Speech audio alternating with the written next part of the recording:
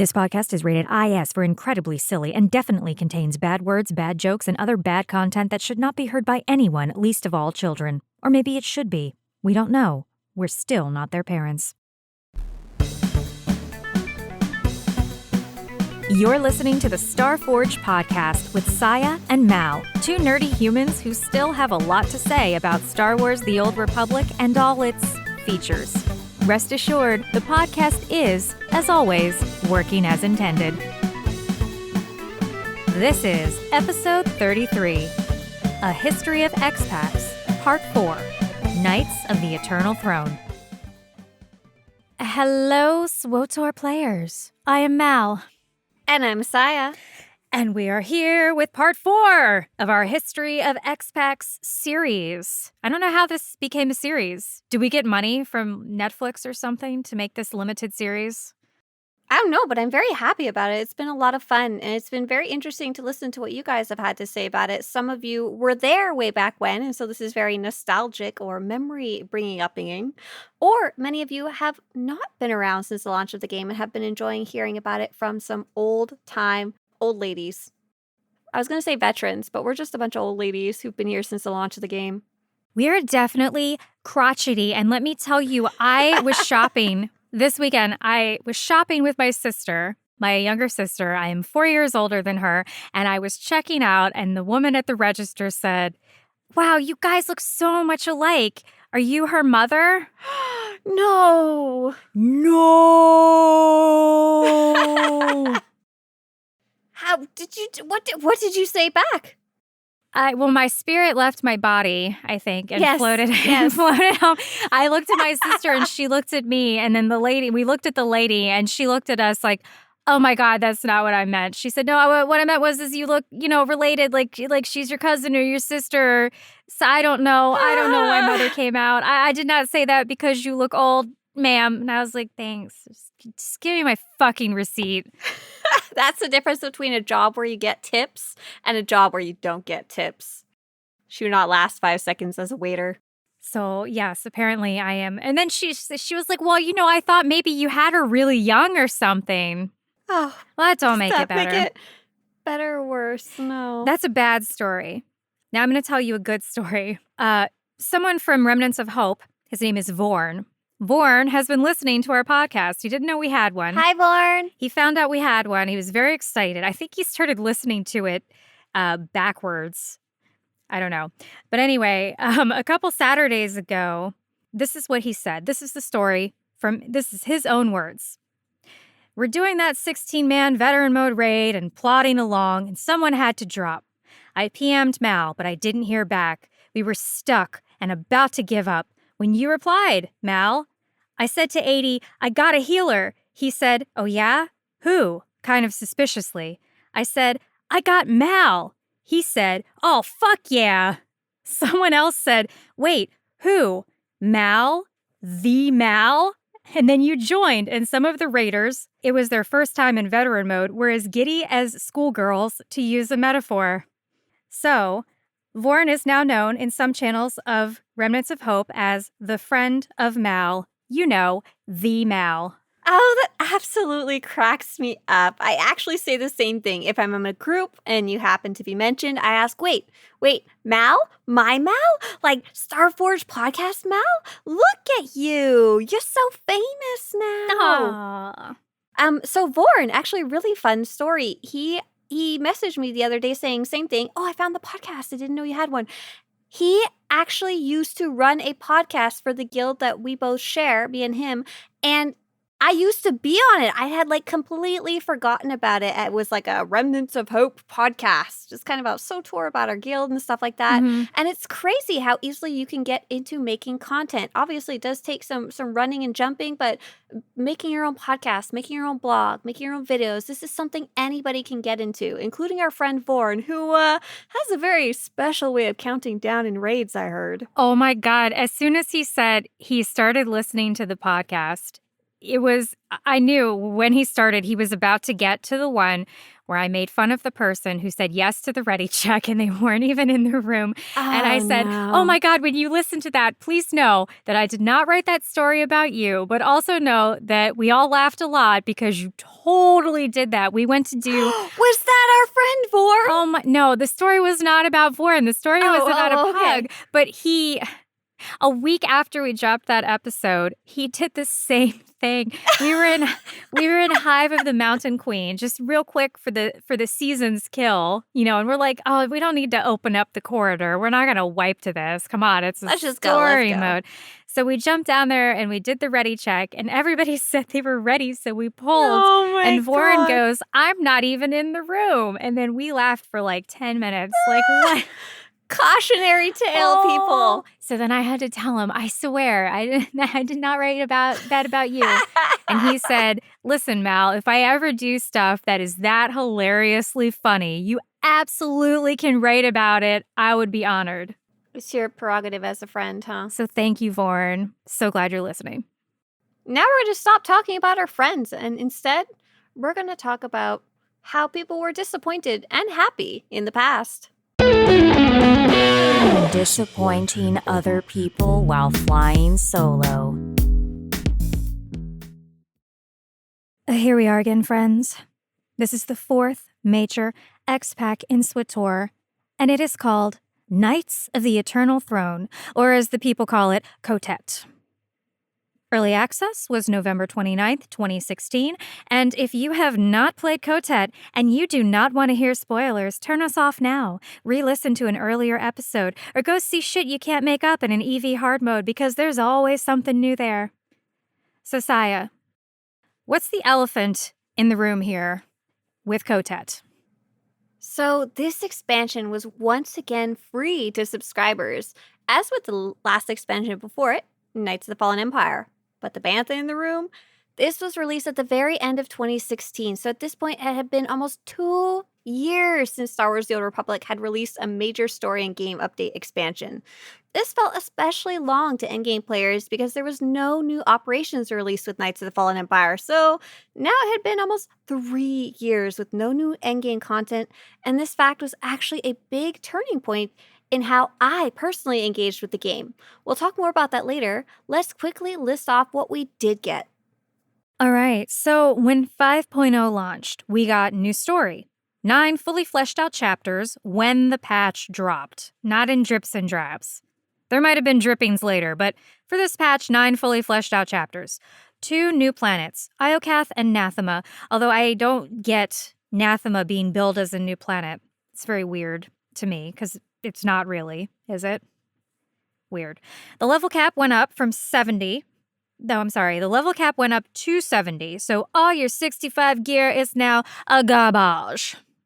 Uprisings were introduced in this patch as well, and we'll talk more about those because Scya and I feel differently about those because sometimes I'm like, hey, let's talk about Uprisings. And I'm like, what? Yeah. Not One even really- on the radar in Scya Town. One very interesting thing we got was the ability to play both this expansion's and last expansion's story chapters in 3 difficulty modes. Mm-hmm. While we didn't really cover it in the last episode, between the previous expansion and this one, the rest of the story had come out in the form of 16 chapters total. One of the complaints about the Knights of the Fallen Empire expansion was that the chapters really varied in story quality and kind of meandered. While there was only 9 this time, which is obviously less, I felt they were a lot better paced with a lot less filler. They were also all released at once, as Mal mentioned. BioWare was trying out releasing the chapters one by one, much like syndicated TV episodes as they aired, but this method was pretty universally disliked by the player base, so I was really happy to see them all out at once. Here is an instance where looking at my achievements are very telling. Because I looked at them today and I saw that I completed the story on easy mode by December 1st, 2016. The Uprisings I did by mid-December, story mode and hard mode, and the next step for me after that was quitting the game in January 2017. Because there were no operations on the horizon. And I didn't come back until late 2017, and only because Bam, my friend Bam, asked me to, and I didn't even stay that long on that team before I quit again. So, did I do the story in hard mode? Nope. Nope. Did I even do it on imp side to see the mirror of the story? Nope. Nope. And you know what? I still haven't to this day. Wait, you I never have went back at one- all? Nope. You know I there's have- some major differences like light and dark, right? I do. And I have one imp now, and I'm making my way very slowly through the story with her when I'm really bored, but that's it. Is this the one with the kitchen thing where you find the shit in the mazy party house and you put on the disguise? that's Dragon Spa. Is that this one? And the one with the walkers? Where you're always getting in the walkers? Let's not talk about the walkers. We'll make everybody cry. Oh my God, I remember getting in the walker in that one chapter, and then after it was done going, oh my God, I never want to do that again. And then at the end, Asina is like, we have a present for you, Commander, Outlander. Here's a walker. And I was like, no. I don't want your present. I think your present's a beautiful walk. No. Is it like she delivered you like a PT Cruiser or something? Oh, it's worse than a PT Cruiser. You know, when I was in middle school, there was always a PT Cruiser parked in the parking lot, and I will never forget it because it was purple and it had a stripe of brown wood paneling. Wow. And you'd still pick that over the walker. I'd take that. I'll take you, ugly ass PT Cruiser, over this walker that takes you. God, it takes you an hour to walk through the whole chapter because it goes so slow. Ooh. Oh, I just hated it. Would you say it was And I just- difficult? Would you say it was No, hard? It was tedious. It was tedious. Would you say it was nightmare? A nightmare. What? Well, Val, we really need to watch our language because, these type of things don't exist anymore. Because in 5.0, they renamed everything. From now on, instead of story mode, hard mode, and nightmare mode, the difficulty levels are called story, veteran, and master mode.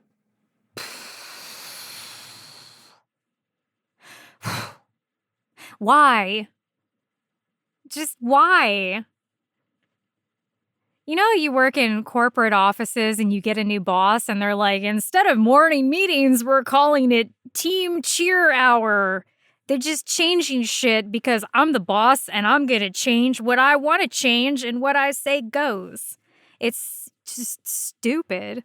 Can the new section be team cheer hour? Yeah, the Mal and Scya cheer hour.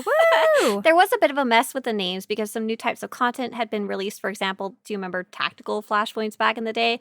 There was some readjusting that did need to take place in the naming, but getting rid of the term nightmare mode just cracks me up.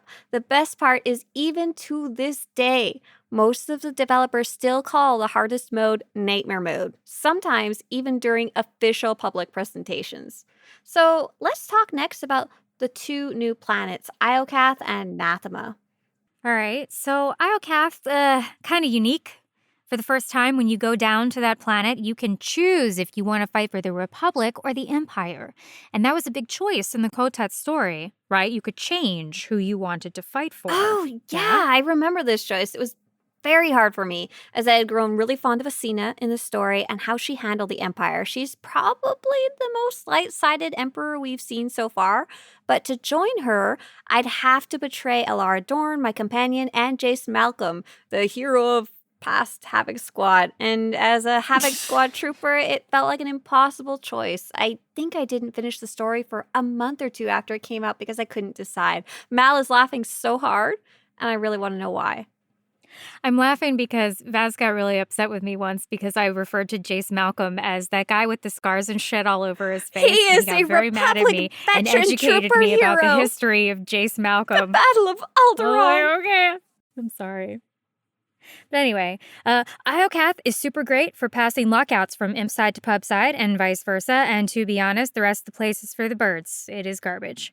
And I say that having max rep on Iocas for both light side and dark side, and almost all the achievements except the kills, because I don't really care to spend that much time on Iocas to kill 10,000 things. The map is confusing. I'm really bad at maps in games.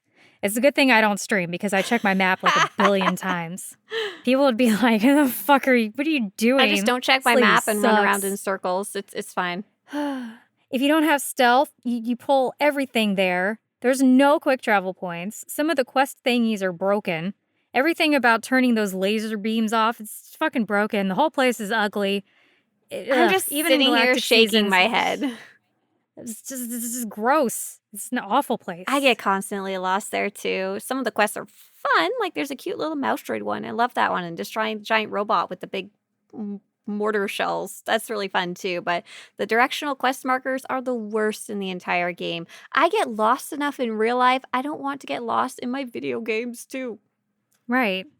I mean, I don't even get that lost around here because everything's on a grid, and I can set landmarks. That's All right. right, you head down to 31st Street, and then you're gonna walk between Starbucks and Nordstrom Rack, and you will arrive at your destination in about 10 minutes. If you pass the Superdry store, you have gone the wrong direction. Well, I figured out, unfortunately, there's no Starbucks on Iocas, but there's also no Starbucks on Mathema either. No, Nathema, looking at the patch notes, it was like a new planet of Nathema. But usually when they say, oh, a new planet, it is a place you go. Right. Like there's dailies and rep and stuff there. I don't understand that they build this as an exciting new planet because it is not. False advertising. I guess we do get to go to Nathema in the chapters too. I think it's mainly because of the draw of the name. The name Nathema kind of existed in the lore beforehand, so just catch people's attention versus this Mechshaw planet, It didn't exist yet, so they just made it up for that. But I really, really like the whole Valen story arc, so no major complaints from me. I do generally miss the new environments being part of the open world versus being behind closed doors like flashpoints and chapters. I think in more recent expansions, there's been a healthier mix of that, which is nice. Yeah, I think you're right. And we'll talk about that more when we talk about in our next episode, 6.0. But for now, something they introduced that I actually kind of liked doing, and that is uprisings. These tiny little instance zones Baby flashpoints. that are like a flashpoint. Baby flashpoints. They're like a flashpoint, but they're not as long. And for a long time, they really didn't drop anything good. And then they had to put more stuff in them so that people would play them. And you can become a raccoon, or you can have a bantha pet. Yeah, so I don't know why you want to play with them with me because they're really fun, Saya. I'm sorry, I can't keep this up either. I'm kind of gonna die. but let's talk about why you like these. On harder modes, they are actually very hard. Some of their mechanics, it's actually kind of shocking how hard they can be. And you actually have to work to get them. And the achievements for them can be kind of fun. Like you've got to find, throw X amount of grenades. There's stims you have to use in there, stuff like that. Vaz and I, we had fun. And the veteran ones, we could just run in the two of us and throw a bunch of grenades. I think I talked once about one that we broke. There's one that takes place on Denova, and the guy glitched out. He was stuck in the ground. What have you done? He got stuck in the ground, and we snagged the achievements for those very quickly when the game was working as intended, right? So Mal, I feel like if you asked her, apart from operations, this is probably her favorite piece of content and achievement hunting. But I found they had very little draw for me. I love running the content, but for me, a big part of wanting to run the content is the rewards. There has to be a cool reward that I want. And the more I can double dip between two different rewards, the more likely I'll want to try and run that content versus other types of content in the game. But they don't seem to have any unique cosmetic rewards to collect. I guess there's kind of the holo decos. And they often seem to reward less than normal flashpoints in the group finder. So I could never quite figure out why I'd want to run them compared to other content, unless I was an achievement hunter like Mal. Yeah, I think they buffed them up a little. They did. In 7.0. Yeah.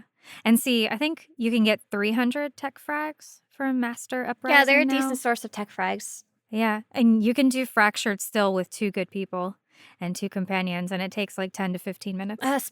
Mentioning operations, I'm really fuzzy on the timeline, but I mentioned earlier that this shift towards solo-focused content, Uprisings, this shift towards solo-focused content really hurt my enjoyment of the game and the big gap in operations. And with no operations on the horizon, I actually voted with my dollar and was unsubscribed until they announced they were going to be working on one. And I played Preferred for 6 months, but kind of went the opposite direction of Mal. I used that time to start digging into those different achievements and other activities I could do while not subscribed. So really, really strong case of vote with my dollar. I want a group content. I want this to be an MMORPG. And I know many of you listening, you like that solo content, and that is totally okay too. But without the group content, I think this game kind of kind of goes into maintenance mode, and I don't know if we'd see much of anything. Because who wants to pay $16.99 a month for a single player game? Yes. That's like a $60 one and done. Maybe later you buy the Yes, DLC exactly. for $20 a pop. I mean, what is that in a year to spend on a It's up game? real fast. 15 times 12. I'm gonna take out my calculator. I'm gonna fucking add it up. Is it 15? 100 plus 10, right? 180 Oops, bad math on cash my end. money dollars. $180. $15 a month. Oh, I finally bought the 6-month subscription, so I can save some money. All right. Well, if you're paying, monthly or whatever, I don't. Yeah. More than $150 a year for this. Well, yeah. If somebody came out with a single player game and told you it was $150 Per year. to You'd play be like, it, excuse me? you would tell them to get fucked. There's the door. Don't let it hit Here's you. the garbage can. But so let's talk a little more about that lack of group operation content. The bantha. The bantha in the room, the rancor, the uxabuse. Mal's so nice. She writes me these cool jokes. There were no new operations released with this expansion, and none really on the horizon. Instead, what they did was release operations bosses for a new zone piecemeal until they were all ready. There is some important considerations. I think it's safe to assume that the developers had to make a choice. Do they keep bleeding players like me and Mal, who really wanted that group content, and wait another year before they can get out another operation? Or do they start releasing them one by one? Somewhere along the way, someone decided one by one was probably the better answer, but it was still hard. Still hard for players to see. Like I said before, the XPEG dropped basically in December 2016, and Update 5.2 in April 2017. 4 months later, they released one boss. To be fair, Tight. it was a super. That's This whole operation is probably more complicated than any other operation in the game in terms of mechanics, but Like I said earlier, I unsubbed because that is not good enough for me. I felt that for 3 years, the game decided to focus on story for people who like story, and I do like story, but to me, the story that they were giving us wasn't great. I didn't even want to replay it. right, that's a solid indicator. Like, you can say, I like the story, or I didn't like the story, but whether you want to replay it or not, and whether you do replay it or not, or recommend it to a friend to go play, that's probably a much stronger indicator. The story was no Mass Effect 2, right?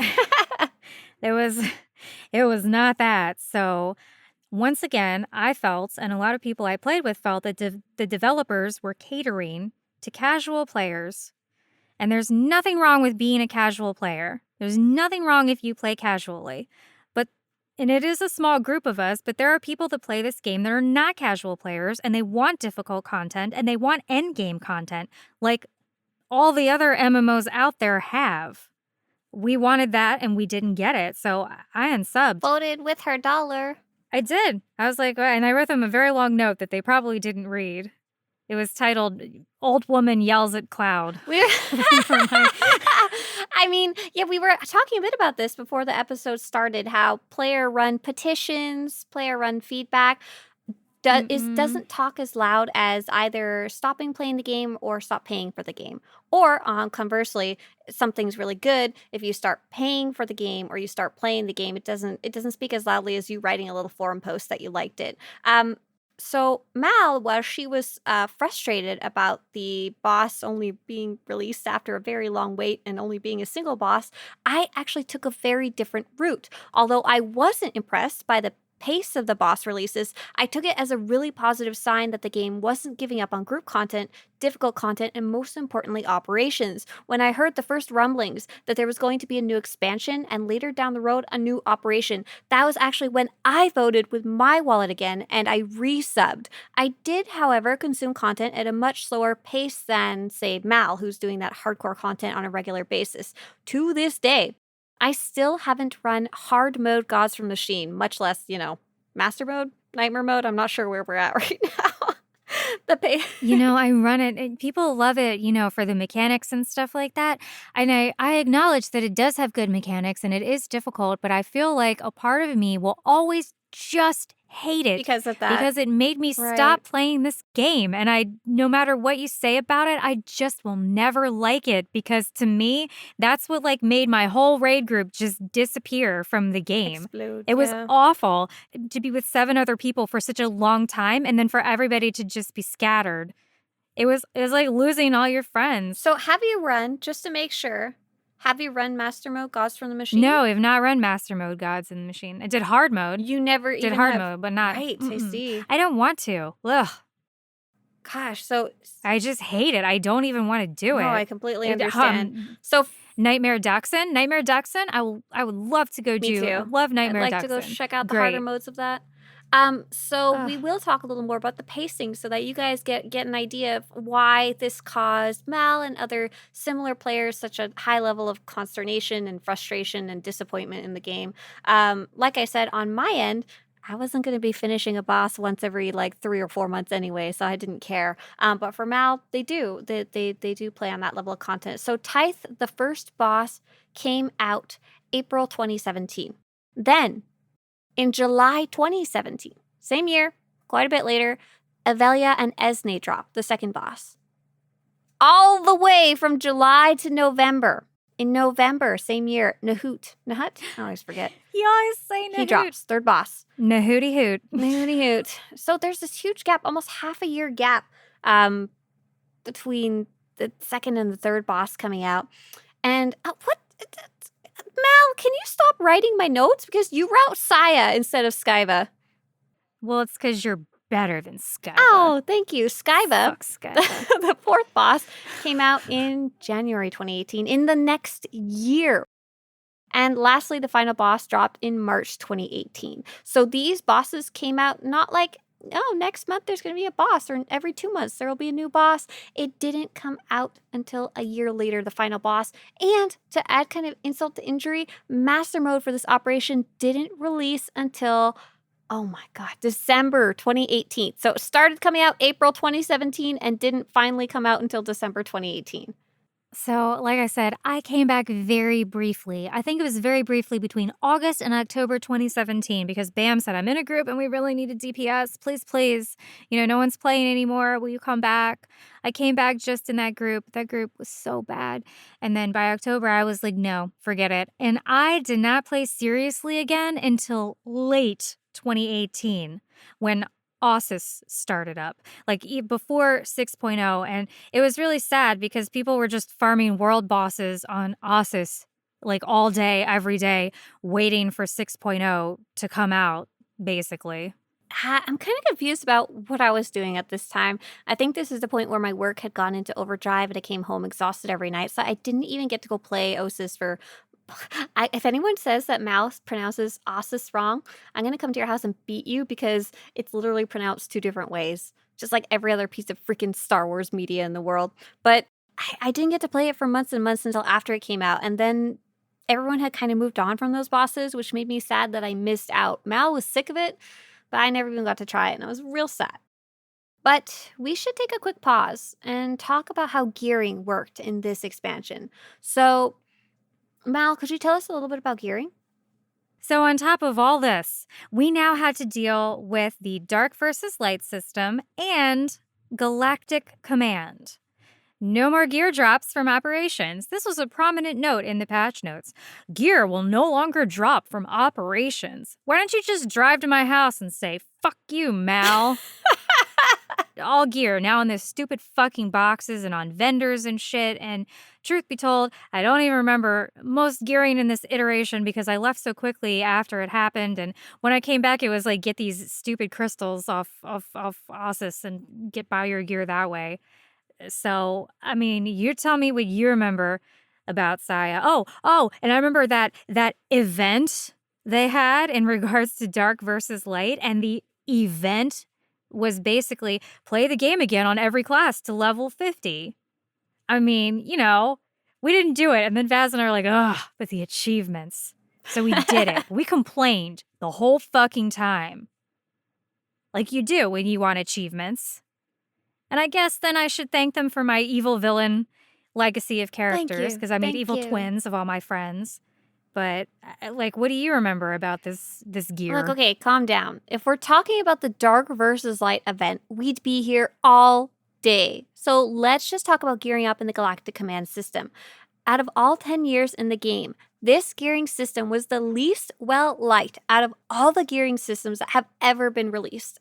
Just give it 2 episodes, and there might be a difference No, in no, no, opinion no, no, there. no, but no, no. go on. Listen, you may not like the current gearing system. Oh no, I but do. it is not as unanimously hated as this system was. To the scale, this one has been the most hated. And Fascinating. right, I'm telling you that public perception. Because I had done quit the thing, so there you go. Tell me all about it.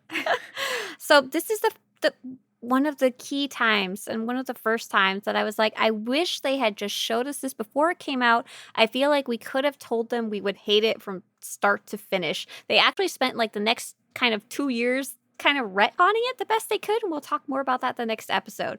I actually have no idea how much PTS or feedback there was on it. All I know is that it really didn't seem to make any type of player base happy, and so much was RNG focused with no way to mitigate the randomness of it. I actually never bothered gearing up a single character at all during this whole expansion. With this system came the Dark versus Light system, which Mal kind of mentioned earlier, which was pretty neat in concept. It was like a server-wide battle where you could earn cosmetic rewards. It ended up not feeling like players had a lot of agency in the winning or losing of the system, so they eventually scrapped it down the road. But the rewards are still in the game, and we're hoping that at some point in the future we will have a new way to access them. Yeah, I can't say that I missed that little pop-up. Ba-ba-ba-ba-ba-ba-ba-ba. God, even the dark side has advanced. No, the light side. No, I'm like, stop popping up message. It's like I need an ad blocker to play SWTOR now because of all this new shit they roll out. Oh, speaking of new shit they rolled out, what else did they change to classes? Oh, yes. All right, so after all that, 2 more things I'm going to mention briefly here is a change they made to classes that is a blast from the past. Number 1, do you remember having to pick your cell? Or your form, or your technique? Well, you see, Mal, I struggle to remember things. So, did I remember to pick my cell? Probably half the time, goddamn no, I didn't. Well, lucky for you, they made those passive in this patch. So you didn't see commando healers running around with DPS cells anymore because they didn't know.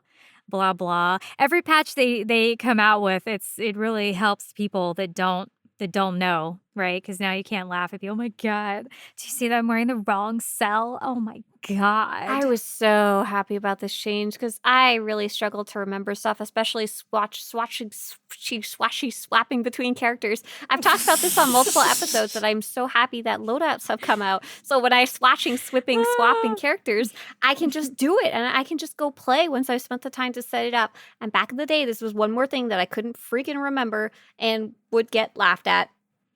One less thing to fuck with. Sha. But they did take Stock Strike away from my commando healer, and I still feel salty over that one, and Vaz agrees with me, so I think we're I'm right. sorry you can't hit people with your rifle's edge anymore. It's just so great. Like when they get close to you, whoosh. It's very satisfying. So this expansion also gave us an increased crafting level. All crew skills went from 550 up to 600. Yes, and PS for PvP players. This is the Xpac where they removed expertise from PvP gear. All gear was now the same for PvE and PvP, no different stats. But that's another kind of dumb thing they did to me because you don't need accuracy in PvP, so you need different gear for PvP anyway, at least slightly. So you might as well make it a completely separate thing, right? Right? Huh? 7.0 No? what? Bueller? Skywalker? I think we're done here. I think we are too. But before my brain explodes, I would like you to please tell me the news. You heard it here last. If you're listening to this podcast on the date it was released, the Bounty Contract Week is up next, running July 26th through August 2nd, 2022. We also know that the Nightlife event will be happening this year. Watch the dev tracker for an update. For all I know, the date's already on there. 7.1 is also still slated for release in summer of 2022. Midsummer. And the devs seem to be sticking hard to that. So let's hope for the best. And same thing, watch the dev tracker to see an actual date. Midsummer, isn't that like a horror movie? Midsummer's Eve. I think that's a product no one should use. Anyway, I think that's it for the History of Xpacs Part 4, Knights of the Eternal Throne. Catch us next week for Part 5. And we'll see you in Onslaught. Bye. You've been listening to the Starforge podcast with Scya and Mal. We know you have your choice of podcasts, and you chose the right one. New episodes drop every Friday on Google and Apple Podcasts, Spotify, Swtorista's YouTube channel, and just about every other podcast platform in existence. For show notes, pictures, and other information, visit starforgepodcast.com. Hit us up on Twitter at StarforgeCast. We love hearing from you. Thanks for tuning in. We'll see you all next week.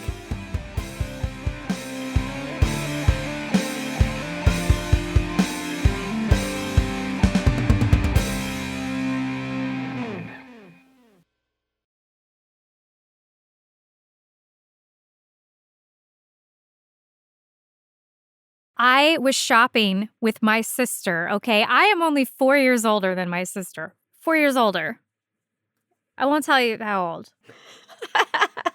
Late 30s. I'm going to cut this whole part out and tell you this story again.